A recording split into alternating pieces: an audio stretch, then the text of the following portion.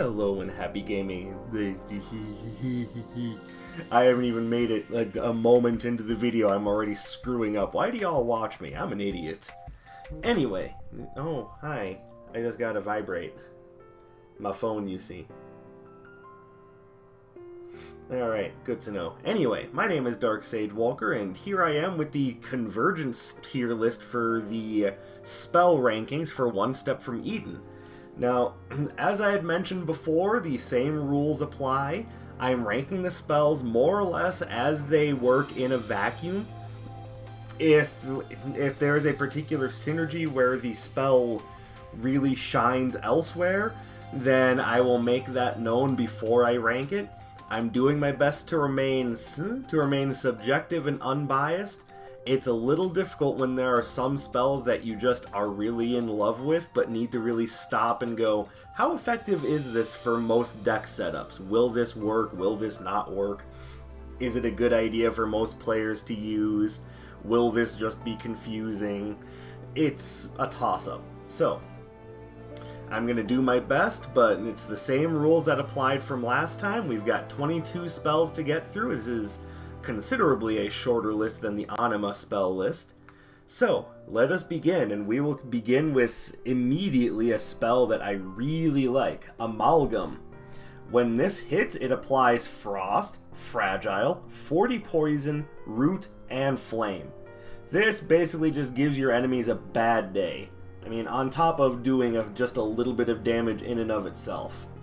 So, what do I think of this spell as it pertains to most decks? I think it fits everywhere. This is a sign of things to come, apparently, because if I'm rating this as an S, then everything on here's got to be good, right? Hold your horses. But Amalgam, first of all, rating it how I would rate it for use in specific decks. It works great for Frost builds, it works great for Poison builds. It's good for Root so you can hit people with multi-hit spells. Lights bitches on fire. This spell's got a little something for everybody, and because of that, I don't see a reason to not use it. It only costs 2 mana. It's just a good spell. Boomerang. So, my question is, why does Boomerang cost 3? Now, what it does is you throw out a boomerang. Upon hit, it restores 2 mana and roots the target for 2 seconds. So again, you've got something that's pretty decent for rooting enemies. I just have an issue with the idea that it costs 3 mana. First of all, it only does 50 damage, but I guess it is hitting twice. And when it returns, you do restore 2. Well, when it hits, you restore 2 mana.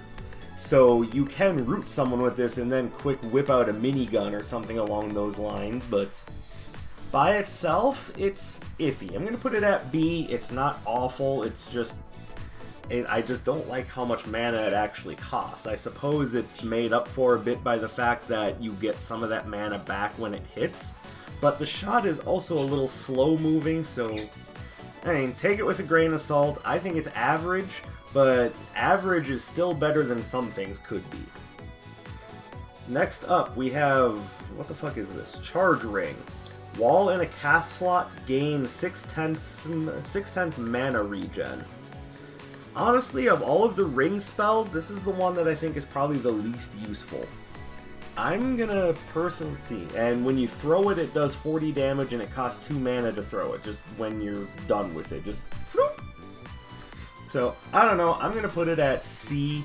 I'm not a big fan of most of the ring spells, and we've got a couple of them to get through. I just really think that this one, while not bad, certainly leaves a little something to be desired. It just makes your mana regen faster. Real honestly, it's good early game, but late game, it's overkill when you really need a spell slot for something a little bit more effective. Oh, pardon me. By the way, at time of recording, it's about midnight, so I apologize. But yeah, this one's iffy. I'm just gonna leave it at that. Empower Ring. While in a cast slot, gain 5 spell power. It clearly has more uses than the Charge Ring. and it can fit its way into most decks pretty effectively. By itself, I'm going to rate it a B. In decks that really rely on spell power, like decks that make use of Minigun, blue bullets, things like that, or, you know, ambient burst, which, you know, is a bit of an iffy spell in and of itself, then I would say move it up to an A. But by itself, that's where it belongs. It's good at powering things up, but the problem is it takes a cast slot. Take it with a grain of salt on that one, that's just my opinion. Focus, just straight up gain 2 spell power. So this is one of those spells that I think fits in most places. It's in long fights especially, it's really good. It really shines if you've got power saws, which we'll be rating later. If you've got a lot of good multi-hit spells, again, looking at you, Minigun. This one I don't have any complaints with. It's a very basic spell. It has an above average effect. Hired Gun. Fire a shot, lose 2 money, which I believe is called Sarah in this game. If this kills an enemy, gain 4 money. It does 100 damage, costs 1 mana. The shot that's fired moves at a pretty high velocity, and it's good for building up resources. It's not so great against bosses, so we have a bit of a duality. It's great against regular mobs, not so good against bosses, and I'm going to put it here. I don't have a huge problem with the spell. It's just that it can lose you resources that you need in long drawn out boss fights. So again, take that as it is. It's average.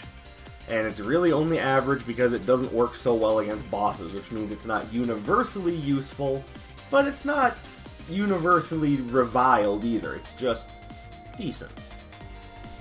Incline. I find Incline to be better than decent. So it creates a shot on every tile in front of you, and the shots just travel forward to hit whatever is on that row.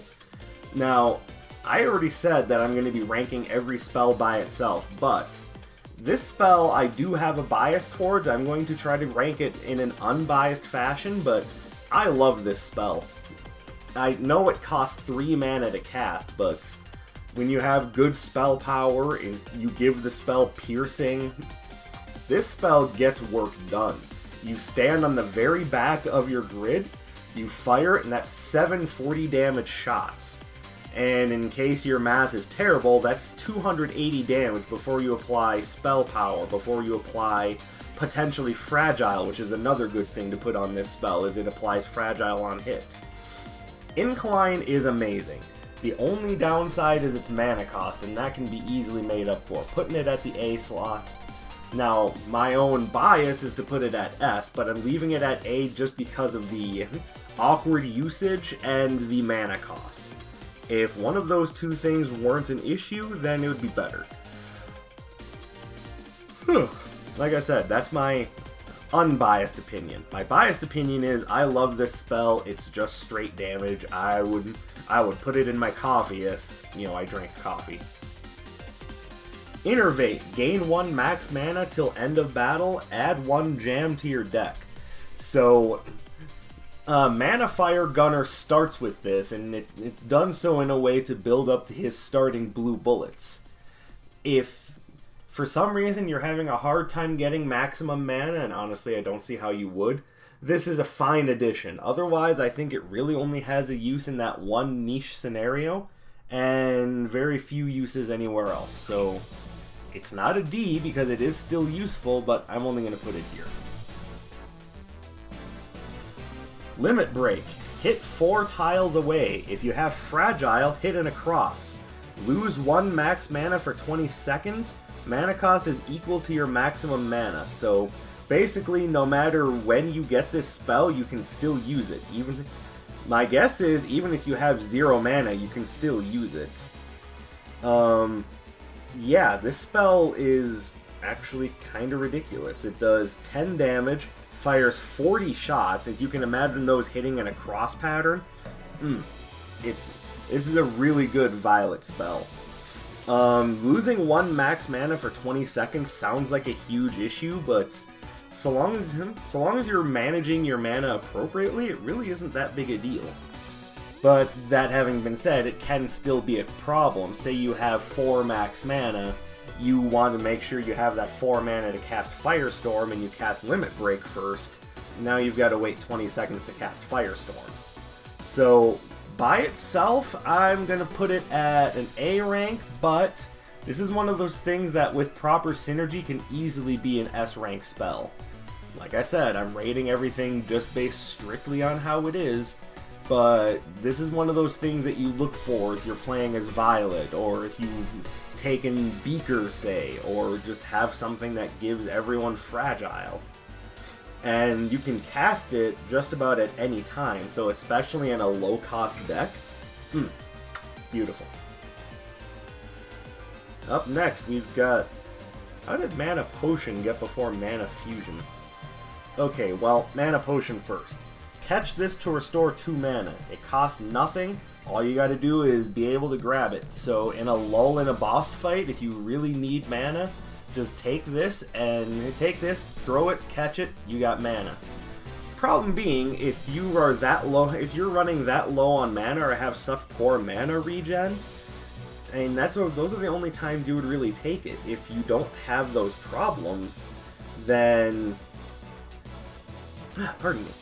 Then you are more than likely not worried about picking this spell up. So I can only really recommend it in a few niche cases. It's still decent by itself, but you really want one of those cases to be the truth before you use it. And at that point I have to say, middle of the road. Again, not horrible, but not anything that you're going out of your way for. I may change my mind and put that at a C rank, but who knows. Yes, it is Sierra Mist, by the way.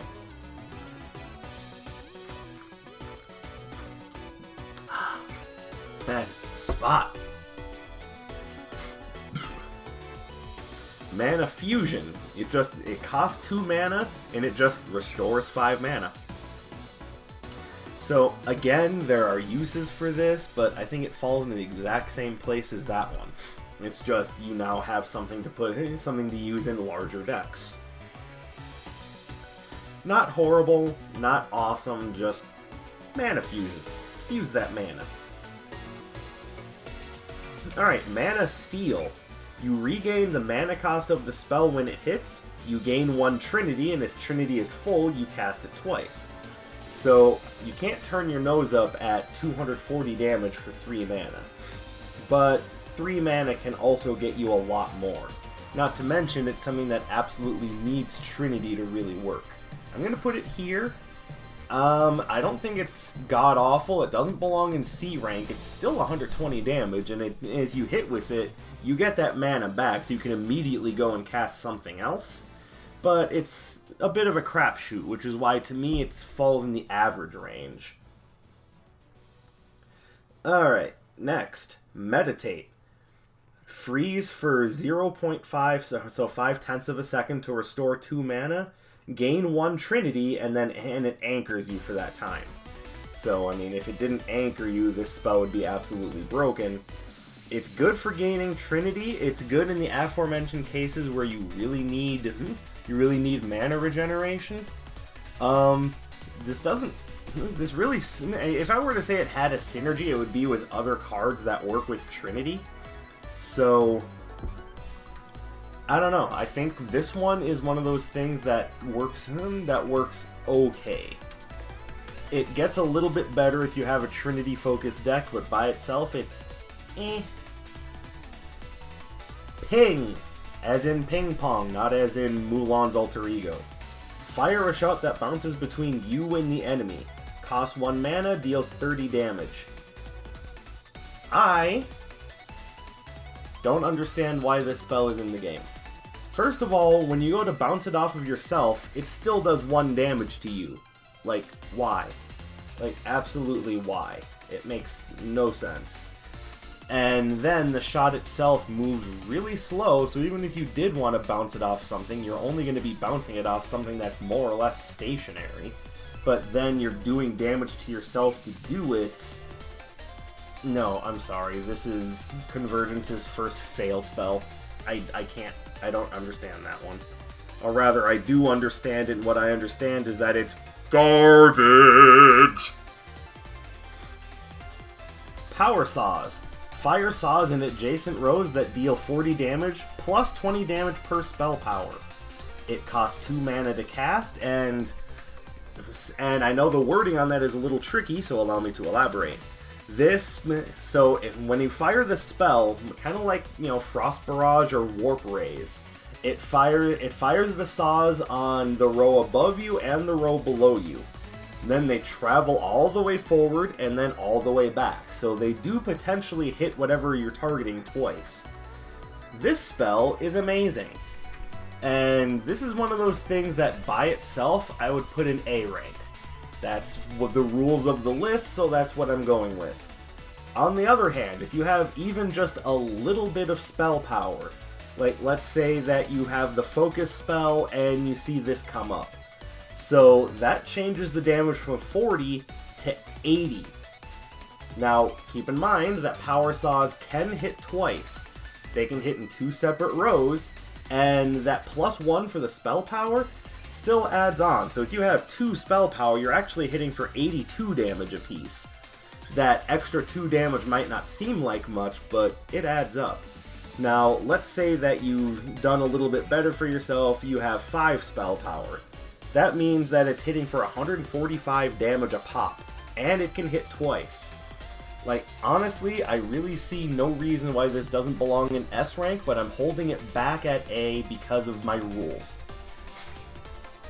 Now, you might be thinking to yourself, Dark Sage, these rules seem really archaic, especially when the game is built on synergies. Why are you doing it like this?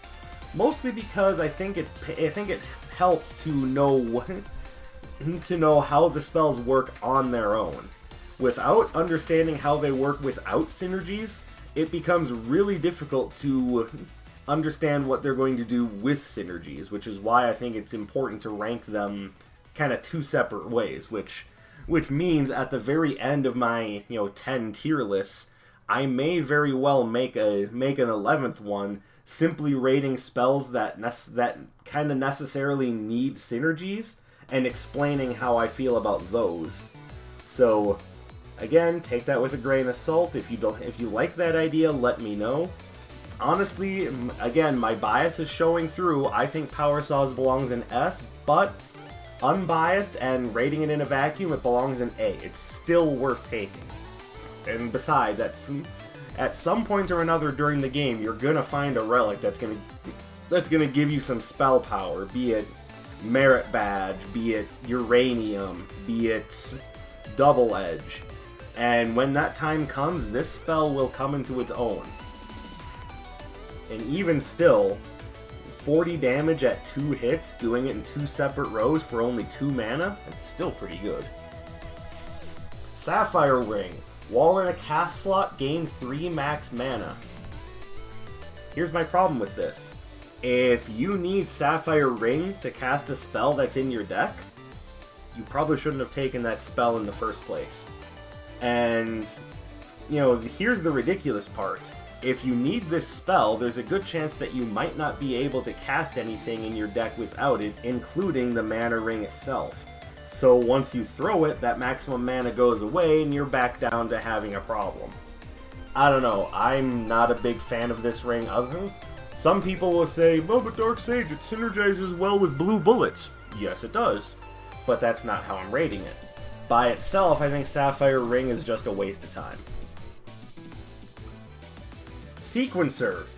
So it's going to throw 3 things in front of you that you need to catch to fire an 80 damage shot and gain Trinity, and you can do up to 3 of them.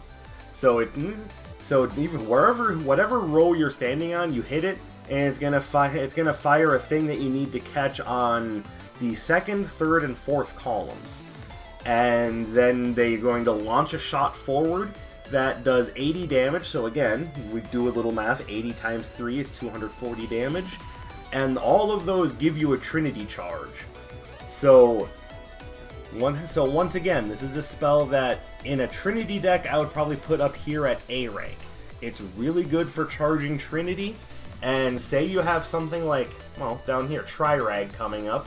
It's basically just a real quick Ragnarok. I love the spell for what it does, but by itself I'm rating it a B.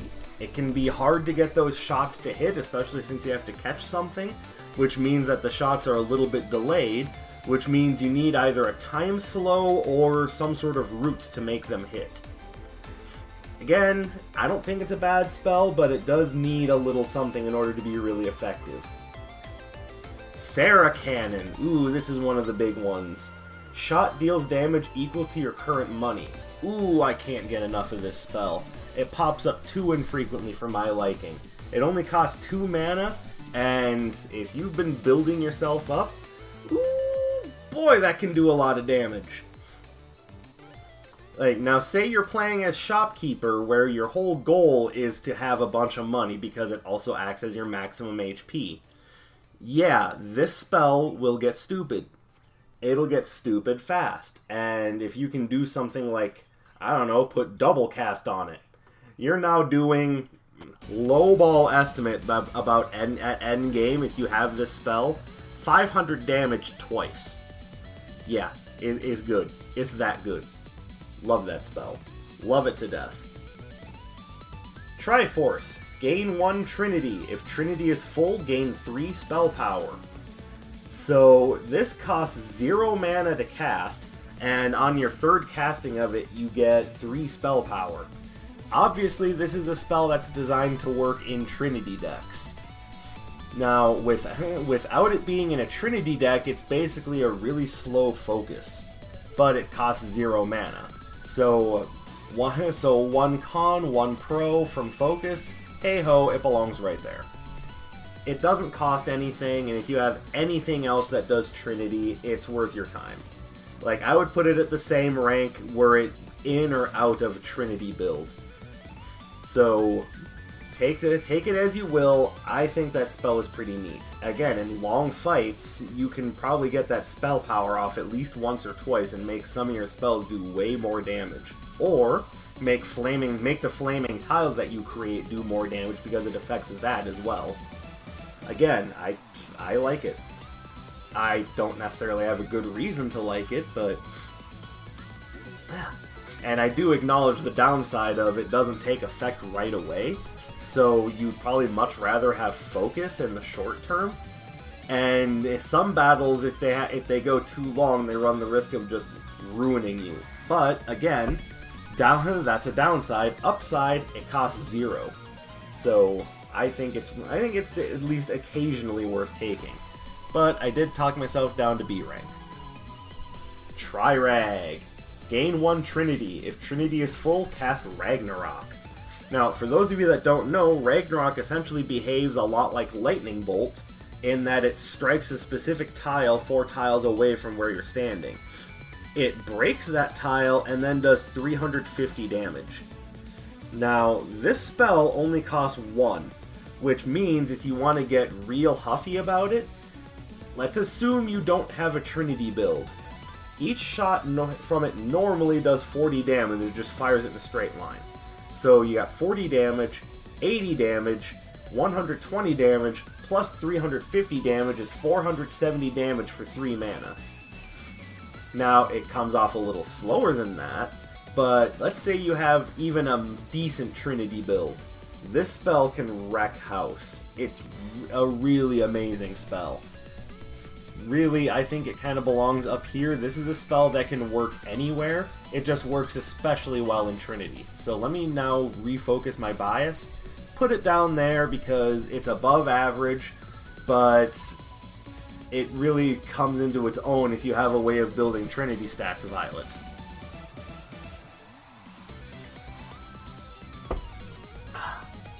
Oh, that's good. Tri-Shot. Hits 3 ways. Gain 1 Trinity. If Trinity is full, cast it 3 times.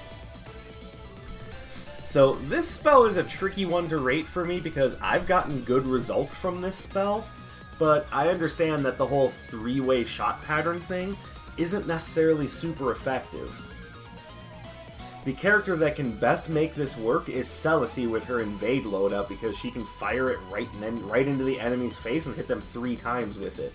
Very akin to Shotgun.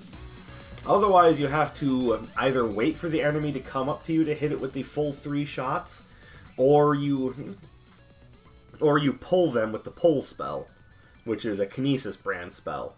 So this one is tricky to rate because in order to get the full effect of it, you have to be right next to your opponent. Without being right next to your opponent, each shot just does 60 damage, which is a lot for a 3 mana cost spell. I acknowledge that I can get some use out of this spell. I kind of like Trinity builds. As it stands, I think it belongs there. Actually, the poor mana cost probably means it belongs there if you're looking at it in a vacuum. This really only functions super well in a Trinity-focused deck, and even then, it's hard to do anything with the diagonal shots unless you're like right up on the edge of the enemy's field, and then you can... and here's a positive of it, you can use it to hit behind, say, a hostage that's being held up by one of those explosive crystals. So, you know, take it with a grain of salt. I think it's one of those spells that has uses, but it really it needs something. And again, my own bias is to put it at A or B because I like Trinity decks, but by itself, that's where I think it belongs. Finally, Whirl. Hit 3 tiles in front and anchor. It costs 2 mana, it does 30 damage and hits 6 times. So once again, for the uninitiated, if you're willing to anchor yourself for just a little bit and work with a little bit less range than a lightning bolt, that's 180 damage, which works really well with spell power. Like, let's just say you use focus once, you have 2 spell power. That's an additional 12 damage, and that, again, can add up quite a bit over a long fight. I definitely think this belongs up here. The only thing that I think holds it back from being an S-rank spell is its short range, and the idea that it anchors you in place, so if you miss, you're a sitting duck for a little bit. This is a default spell in Chrono Saffron's loadout, and for what it's worth, I think it's a really good spell. It works especially well if you have time manipulation or if you have good spell power, but by itself, it's still really strong. It's 180 damage for 2 mana. It's hard to go wrong with that. Alright, so there's my list for the Convergence spells. You'll notice this time around the curve is leaning more towards the average, slightly above average end. Not every brand is created equally, and this particular brand only has 22 spells in comparison to Anima's 31 spells. So, that's it. Let me know what you guys think about this in the comments below. And if you think I'm wrong about something, by all means, let me know. I mean, I'm probably not wrong, let's be fair. But this is about as objective as I can get. So, thank you very much for watching. We'll have the next tier list up soon. The next one is Double Lift. So, look forward to that. In the meantime, I should be going. So, my name is Dark Sage Walker, and I will be seeing you